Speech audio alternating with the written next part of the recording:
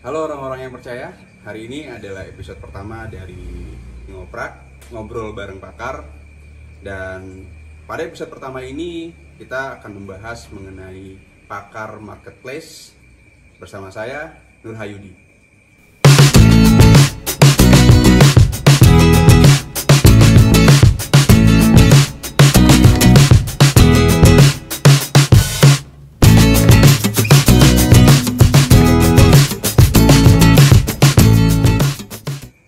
Halo orang-orang yang percaya, di episode pertama ini kita akan membahas mengenai bisnis marketplace. Dan orang yang sebelah saya ini adalah seorang yang pakar dalam bidang marketplace. Ia juga dijuluki sebagai Raja Marketplace Indonesia. Dan dia juga punya inisial nama yang sangat dikenal di media sosial dengan namanya itu Om Kresek ya. Mari kita sambut Mas Dodi Rahmat. Iya. Apa kabar Mas? Alhamdulillah. Ini lihat tampilannya Mas Dodi ini seorang pendaki ya? Iya. Iya. Kayak hobi. Hobi. Oke. Saya panggil Mas Dodi, Pak Dodi, atau Om Kresek. Wah, kalau saya sih orangnya santai ya. Santai. Santai. Mau panggil Dodi oke, Om Kresek oke. Ya silakan aja, monggo aja. Oke. Tapi bisa muncul nama Om Kresek itu dari mana itu? Ya, kisahnya emang keren saya semua orangnya iseng aja. Wah, ini bagus bikin Om Kresek. Saya masuk ke haki jadi deh. Wah. Jadi itu udah dihakikan? Ya udah dihakikan. Berapa bulan urusnya itu? Urus itu cuma berapa bulan? 3 bulan. 3 bulan. 3 Tapi bulan. paten belum dapat kan? Sudah. Udah 3 bulan sudah dapat paten. Saya Itu udah kan haki. haki. Paten biasanya Patennya. iya, itu kan bisa sampai 2 tahun ya? Iya. Oh, jadi haki ini sudah hak milik Om Kresek sudah jadi haki. Sudah jadi haki. Oke, berarti tinggal bikin tumpengan nasi kuning dong. Yoi. Oke. Ya, gini, Om Kresek. Sekarang kesibukannya apa nih Om? Kesibukan. Ya. Kesibukan seorang pengangguran abadi itu nggak ada. Mau kopi, ya kan main sama anak. Ya paling kalau ini saya ngajak ke pesantren. Kalau ada orang yang datang ke rumah saya untuk privat, ya ayo gitu kan. Kalau ada orang yang belajar iOS dan Android, ya ayo saya ajarin. Oke, jadi Om Kresek ini sampai mengatakan bahwa saya pengangguran abadi. Ya, nganggur itu abadi. Abadi. Kalau ditekunkan itu pengangguran itu hasilnya lumayan. Oke. Gitu. Jadi Anda sudah berubah dari zona pegawai menjadi zona pengangguran. Wush, itu dia berat itu. Jadi jangan ditiru saudara-saudara, berat. Oke. Jadi memang ya beginilah karakter dari Om Kresek, seorang raja marketplace. Jadi penghasilan Anda berapa sih? Wah, ini bahaya ini kalau ada orang pajak saya dikincang. Jadi kalau ngomongin penghasilan kita lihat sendiri saja lah. Kita lihat sendiri saja di handphone saya, di laptop saya berapa biar tadi ada dusta di antara kita. Oke. Gitu. Wow. Ini penghasilan selama 1 minggu itu baru 1 minggu. Ya, jadi dari satu toko. 1 toko 1 minggu dan lebih dari 6 digit. 6 digit betul. Jadi ini pengangguran yang memang perlu dicontoh sebenarnya. Dan itu dari 1 toko ya. Sedangkan kita tahu bahwa misalnya marketplace itu bisa buka kesempatan lebih daripada Banyak. 1 dan sangat banyak sekali tergantung seberapa rajinnya kita ya. Betul sekali. Oke. Kalau ada peribahasa mengatakan bahwa banyak anak banyak rezeki, tapi kalau di marketplace banyak toko banyak rezeki. Oh gitu. Yoi. Banyak toko ya rezeki. Betul. Jadi itu lompatan teknologi yang kemudian Om Kresek manfaatkan untuk kelangsungan hidup atau bertahan hidup nih. Kalau bahasa itu sebenarnya kurang tepat. Yang tepatnya adalah kesempatan. Maksudnya gini. Jadi kenapa saya bilang itu kesempatan? Saya waktu tahun 2013 saya melihat itu bahwa waktu adanya Tokopedia dan Bukalapak dan baru itu ada Bukalapak. Terus saya lihat kalau saya upload produk ini, saya jual taruh di sini, saya naikin harganya, saya dapat duit nih. Sama kayak dulu waktu saya main di afiliasi Amazon gitu kan. Setiap dropship itu pasti harus naikin harga. Makanya wah ini kesempatan ini. Duit ini saya melihatnya. Di mananya Om Kresek lihat bahwasannya itu adalah kesempatan yang bisa menghasilkan uang. Jadi begini. Tadi kan saya bilang kalau saya ambil produknya di Tokopedia, jualnya di Bukalapak, ya kan? Nah itu kan adalah kesempatan. Wah ini ada ladang duit nih di sini. Akhirnya saya cobalah upload satu-satu dari Tokopedia saya upload, misalnya saya upload sepatu saya jual di Bukalapak. Di sini 100.000 saya jual 120.000 dan laku. Akhirnya saya laku. Saya upload lagi terus. Cuman karena manual saya pikir wah bisa gila ini saya kalau manual terus. Akhirnya saya buatkan softwarenya biar cepat. Seret. Nggak taunya habis di modal saya. Karena banyak orderan Dari marketplace. Betul. Oke, dan saya dengar software itu justru malah lebih berkembang ya.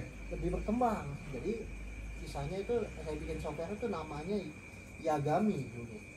Yagami Superscribe. Tahun berapa itu? Itu tahun 2013 saya pakai sendiri. Saya uploadin dulu belum ada Shopee. Itu baru ada Tokopedia dan Bukalapak, saya uploadin pakai software. Sampai kehabisan modal. Saya gade motor, masih kurang modal. Gade motor. BPKB-nya maksudnya. Kehabisan modal itu karena bangkrut, kehabisan modal bangkrut, atau kehabisan modal karena banyaknya permintaan sehingga kita harus cukupin nih gitu. Jadi banyak orderannya mau berubah, apalagi zaman ini dulu kan tahu sendiri, zaman belum ada corona masih enak jadi dagang gitu, apa saingan kagak ada, cuman saya doang. Sedang waktu itu zaman Bukalapak lagi ngiklan di TV di mana-mana, boomingnya, yang dagang cuma saya doang.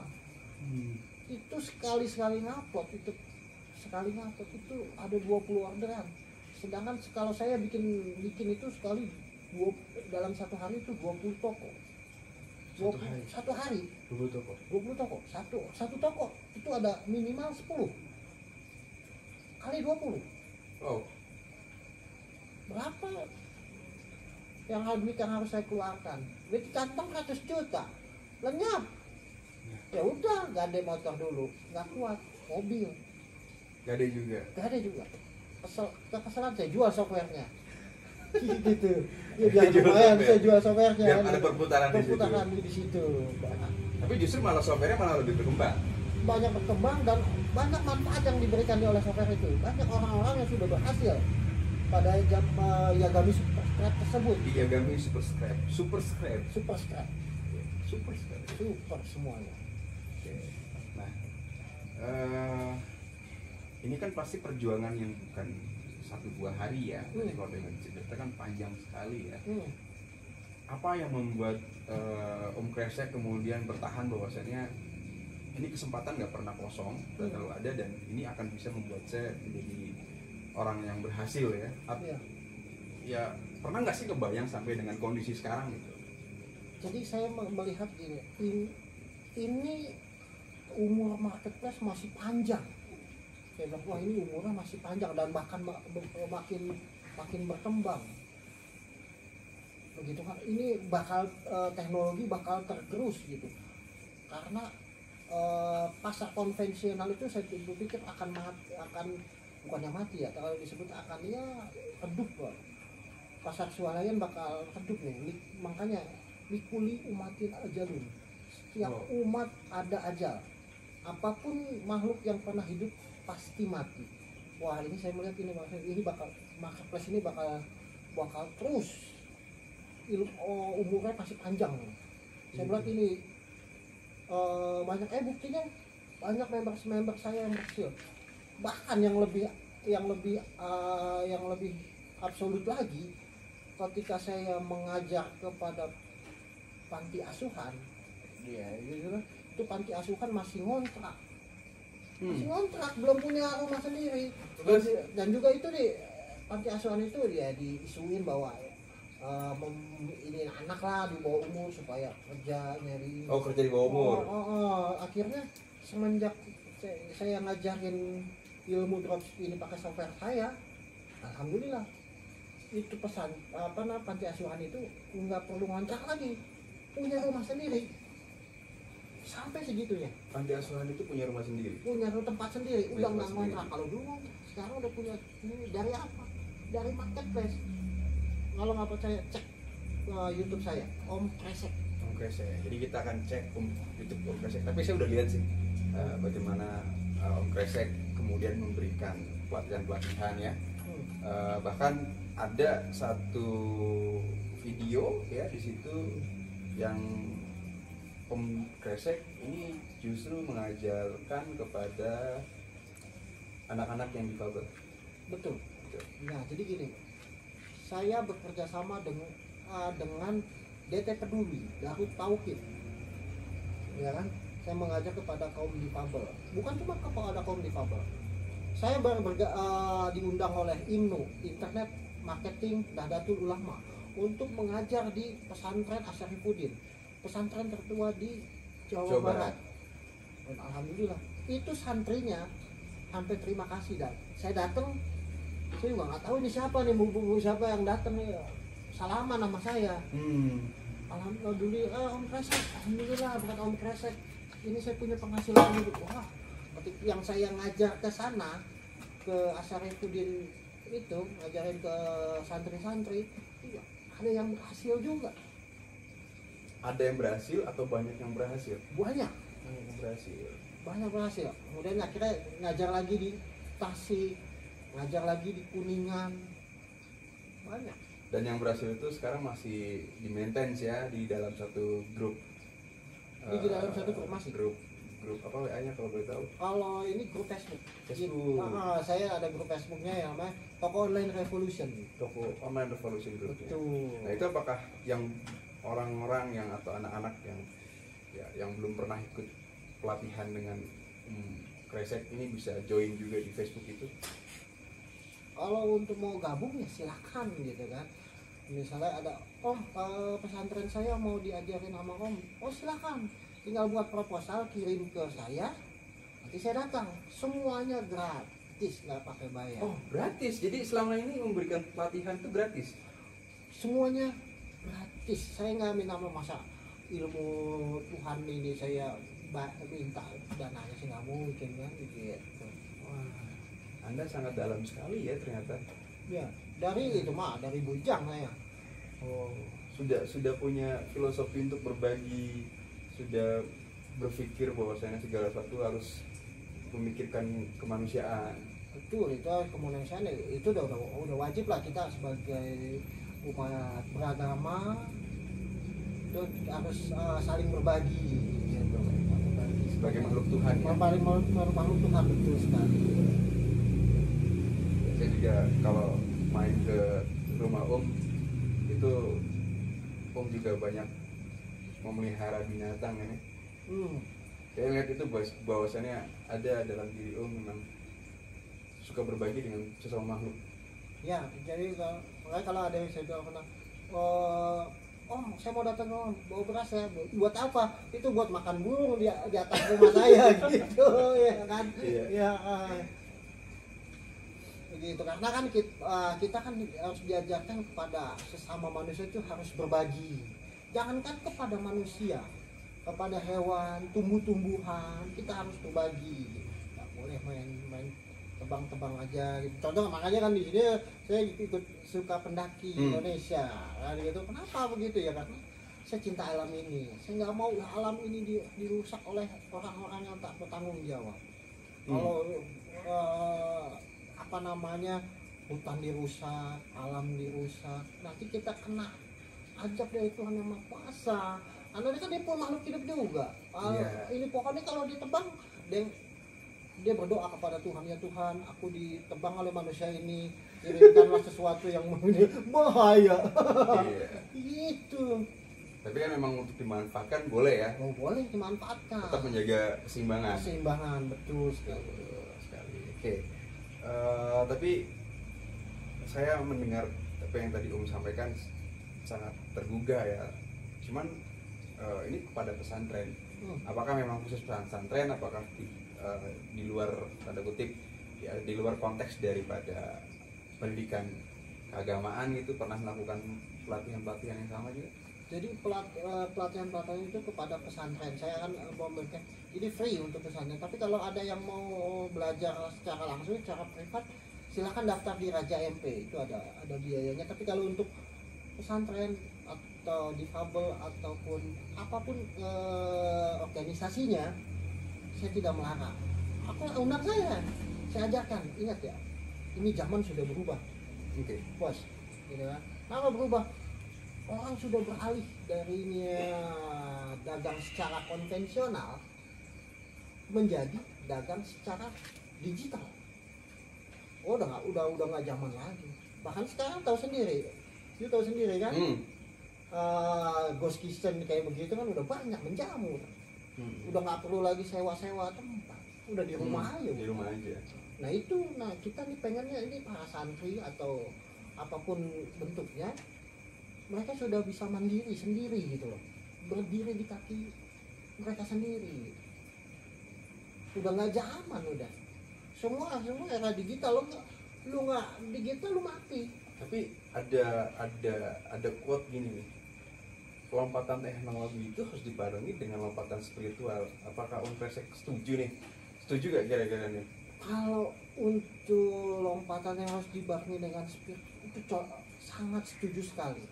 Karena kenapa begitu? Karena itu secara teknologi kita harus lempotannya itu udah gila banget. Masa pola pikir kita masih kayak yang jadul kayak begitu, pola pikirnya masih yang jadul, masih yang istilahnya ya lah begitulah.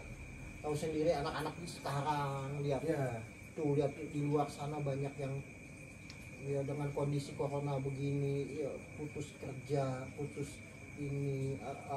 sekolah, terus lagi banyaknya muda-mudi kita yang ya berhubungan tanpa status kayak gitu. Berarti kan akhlaknya, otaknya nggak ada.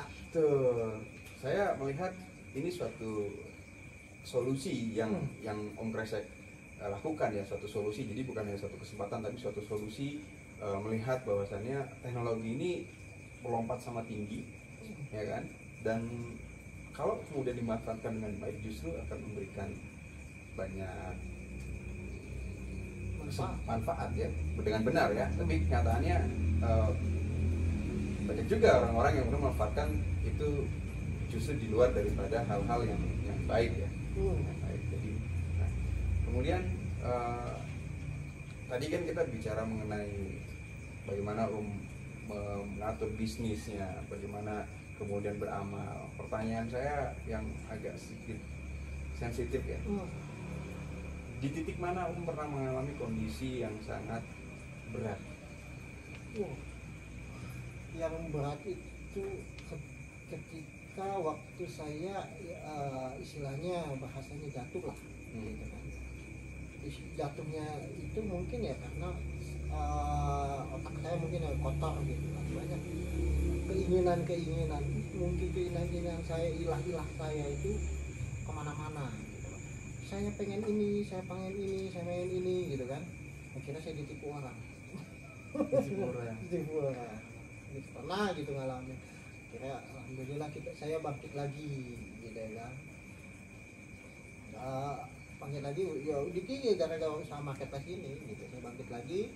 Udah akhirnya saya bisa beli rumah seharga 1 M dengan 1,5 M dengan bisa ada kolam renangnya gitu kan. Wow.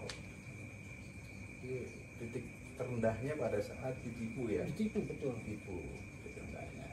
Mungkin ada kesalahan pada diri saya. Saya itu sadar bahwa saya itu kotor gitu kan. Saya sepakat dengan hal itu.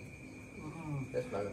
Kenapa saya bisa kotor gitu kan? Mungkin ya karena banyak dosa ya. Kalau bahasanya orang bilang ini dosa, banyak dosa masa lalu gitu kan. Ya, masa lalu. Okay. Ketika dosa masa lalu ya kayak ingat ya, akhirnya saya ingin berbagi kepada, akhirnya saya sadar gitu kan.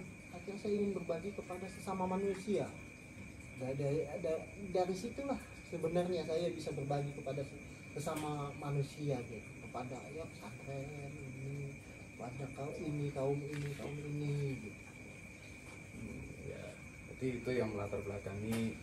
Jadi pernah mengalami pengalaman yang sangat berat dan kemudian terpuruk masuk dalam sebuah dosa dan akhirnya mendapatkan pencerahan dong. Pencerahan, betul. Nah, berarti bentuk pencerahan itu seperti apa tuh? Kalau karena kita juga perlu berbagi pada sesama ya. Jadi beginilah, sebenarnya semuanya itu akar permasalahan ada di otak kita, ada di otak kita sendiri, akar, batang, pohon. Berarti yang kita harus pikirin itu adalah otaknya dulu, akidah kita dulu nih. Ini bagaimana nih kita nih harus memulai hidup kita yang baru nih, bagaimana kita bisa merubah pola hidup kita tuh harus gimana ya. Kita berbicara akar dulu lah, akar dulu lah. Terus kalau melihat bangsa, jangan usah lihat bangsa inilah, kita nggak usah melihat bangsa ini, kita lihat diri kita dulu sendiri. Oke. Maksudnya gimana tuh Om? Kita melihat jangan melihat diri kita, bangsa ini ya kita lihat diri kita sendiri lah. Di sini lah kita udah tahu mereka itu buah pohon yang baik akan menghasilkan buah yang baik. Ya. Kalau hari ini Anda melihat ini pohon yang baik atau yang buruk, Anda sudah bisa menilai sendiri Dari buahnya. Dan buah yang baik itu berasal dari akar yang baik. Itulah inti sarinya. Kenapa saya bisa sadar gitu, karena kalau saya ingin mendapatkan hasil yang bagus, saya harus ada di otak saya tuh akarnya dulu nih. Pola pikir saya ini gimana cara merubah sebuah nasib saya ini gimana ketika saya ditipu orang, bagaimana saya harus bangkit, itu yang saya pikirkan. Tapi apakah pada saat itu mencaci maki, memarahi orang tersebut, benci itu, ada nggak perasaan begitu? Kalau menurut gue sih manusiawi aja. Kalau ngelihat orangnya rengsek, lu kadang-kadang orang aja, lu kadang-kadang begitu kan, yang wajar, saya manusia. Ya, Ya kalau situ sampean saya sentil aja, ajar lu kan gitu, sama juga. Tapi buat apa gitu kan? Buat apa? Sekarang yang fokus saya itu, saya ngeliat anak saya. Gitu, anak saya, wah anak saya masih kecil, butuh makan, butuh ini, itu yang mendasari saya untuk memperbaiki di akar dulu. Akarnya ini bagaimana ini agar saya bisa bangkit dari keterpurukan ini. Yang saya lihat lihat peluang di Tokopedia untuk dapat kebutuhan apa itu. Iya.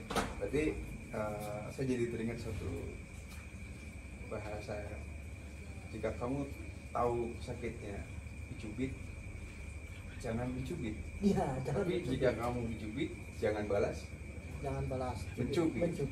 Tapi ternyata juga sangat memahami hukum Tuhan ya, karena itu sebenarnya hukum Tuhan ya. Dia tidak membawa orang kemudian mengajak pada suatu hal apa yang disebut dengan dendam.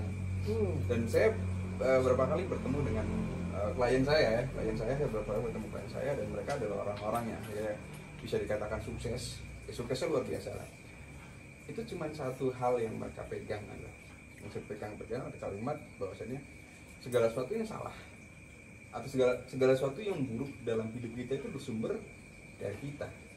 Dan ketika kita mengalami sesuatu yang salah tersebut, ya kan, tentu yang harus kita perbaiki adalah diri kita. Karena segala sesuatu yang terjadi di luar ya karena kita. Nah, ketika kita mengalami suatu hal yang buruk, ya cukup dengan memperbaiki dari diri kita. Iya. Jadi yang tadi saya bicarakan itu, gitu kan, ya buat apa kita harus menyalahkan keadaan? Ya kita nggak usah ngeliat keadaan, ini diri kita yang salah. Nah, untuk kalau ketemu orangnya ya syukur nggak ketemu orangnya. Kalau ada ya itu aja, manusia ada kesel, marah.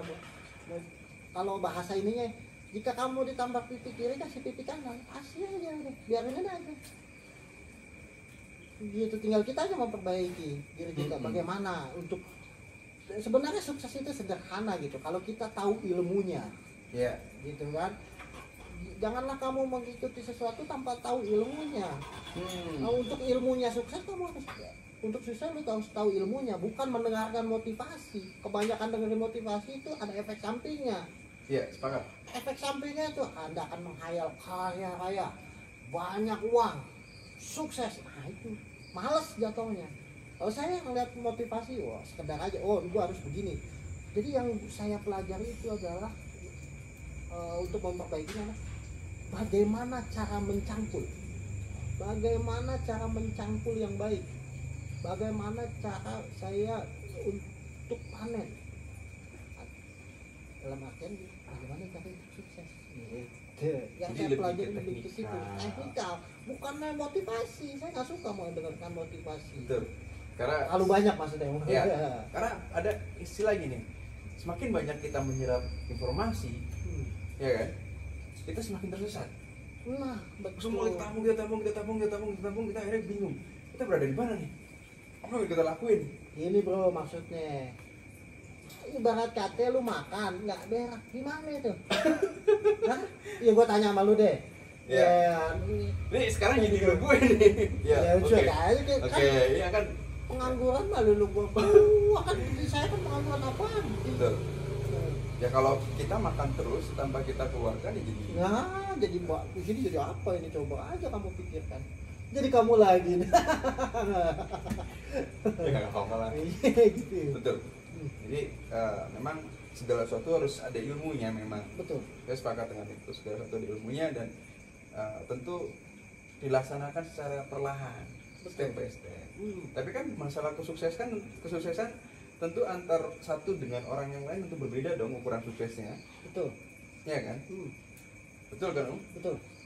Mungkin bagi saya sukses itu adalah saya punya sebuah karya tulis gitu kan, punya buku dan buku itu bestseller misalkan gitu kan, mungkin atau saya pernah waktu kecil ditanya sama ibu saya, apa yang ingin kamu capai nanti ketika dewasa? Saya cuma bilang satu hal waktu itu, saya ingin membuat kondisi ini di mana orang tidak ada lagi yang susah makan. Ini tidak ada lagi orang susah makan. Nah, itu kan sebenarnya kalau kita cocokkan dengan kondisi sekarang ya, itu kan sangat utopis. Ya kan, sangat utopis. Karena bicara makan, bicara orang bisa makan, ini kan sebenarnya bicara satu kondisi yang pengelolaan yang buah dari suatu pengelolaan kan. Betul kan? Betul. Jadi kalau pada dasarnya kalau saya itu berpikir begini, sukses itu mensukseskan orang lain. Kenapa? Itulah dasar saya berbagi ilmu kepada orang lain. Itu adalah filosofi saya. Sukses itu mensukseskan orang lain. Buat apa lu sukses, lu punya mobil mewah, punya rumah, tapi lihat yang lainnya nggak punya apa-apa, makannya susah. Nah inilah yang jadi penggerak saya bisa bergerak karena ada itu. Sukses itu mensukseskan orang lain. Betul. Seorang pemimpin yang baik adalah ketika diri bisa mencetak pemimpin yang baru kan. Oke. Terakhir Om, terakhir bagaimana bacaan kondisi zaman hari ini yang Om lihat dengan teknologi yang sedang maju, ada COVID dan kemudian ya kita bisa lihatlah satu sisi orang seperti kekurangan, satu sisi lagi orang yang bisa berlebihan dan kondisi juga agak-agak ya kita bisa katakan saat ini terjadi krisis global ya. Jadi sebenarnya ya itu adalah buahnya, hasilnya itu dari buahnya begini. Pohon yang baik akan menghasilkan buah yang baik. Tidak mungkin pohon yang baik menghasilkan buah yang buruk. Kalau Anda bisa membaca hari ini adalah buah yang buruk, berarti pohonnya buruk. Ini bukan pohon yang baik. Bacaan ke depan ya, tadi saya bilang, likuli umatin ajalun, setiap umat ada ajal. Apapun bentuk bentuknya, apapun orangnya, makhluk kaum tetek bengek yang pernah hidup pasti mati. Ke depan gimana? Wah, kalau Anda tidak belajar internet marketing atau Anda tidak bisa mengonlinekan bisnis Anda, siap-siap Anda akan tergilas oleh zaman. Seperti apa, gorila yang ada di tengah kota. Bingung dia mau ngapain, mau gelandung kemana ini. Jadi semua pada saat waktunya akan teronline kan. Online semua kalau bahasa Online kan gitu. semua. Iya. Semoga nikah juga nggak online ya. Udah kan nikah online. Iya. Nikah online juga. Iya, menarik Om. Jadi kita udah banyak banget ya bahas mengenai apa yang dilakukan oleh Om Kresek ya, dari kondisi yang pernah ditipu, kemudian hari ini kesibukannya sebagai pengangguran ya, abadi. Itu harus ada di belakangnya. Oh, Jangan pengangguran bilang abadi. pengangguran doang, kayaknya kurang serk saya. Kalau pengangguran abadi, nah itu ya. Gitu ya. Jadi pengangguran abadi. Dan Oh iya, terima kasih. gimana? Jika kamu tidak bisa mencari uang sambil tidur, maka kamu akan bekerja terus sampai mati. Artinya lu harus nyari duit sambil tiduran aja cukup gitu. Kalau nggak lu kan bekerja terus sampai mati, kerja aja tuh. Itu tagline dari seorang pengangguran abadi. Bener. Bukan sebenarnya tagline dari orang anak muda marketing sih. Gue cuma nyontek doang gitu. Ya, itulah tadi ngoprek kita bersama Dodi Rahman atau yang dikenal juga dengan Om Kresek, yang mana poinnya bahwasannya segala sesuatunya akan teronline-kan, dan pesan yang ingin dia sampaikan kepada kita pada kesempatan ini di episode pertama ini bahwasannya kehidupan itu berganti, kehidupan itu selalu ada perubahan, dan kita harus mengambil kesempatan untuk meraih perubahan tersebut. Dan dasar ketika kita mengambil kesempatan hanya satu, selalu menggunakan ilmu, dan ilmu yang terbaik hanya ilmu dari pemilik alam semesta. Demikian di episode pertama ini, sampai jumpa lagi di episode berikutnya.